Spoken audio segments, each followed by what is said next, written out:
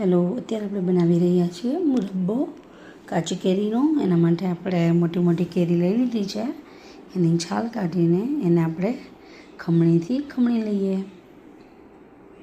જોઈ શકો છો, ખમણીમાં આપણે ખમણી લીધી છે કેરી આપણી.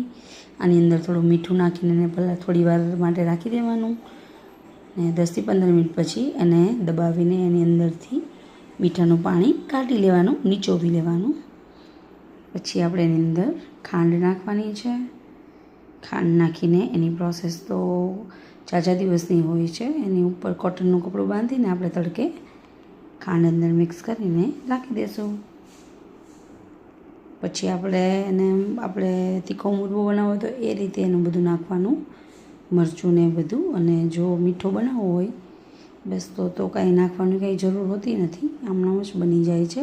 ઇલાયચી નાખવી હોય તો તમે નાખી શકો તમારા ટેસ્ટ પ્રમાણે.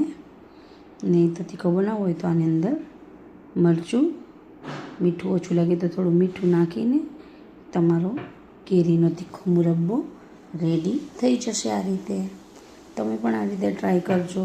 ચાસણીમાં પણ બને છે, એ પણ બની શકે છે સારી રીતે.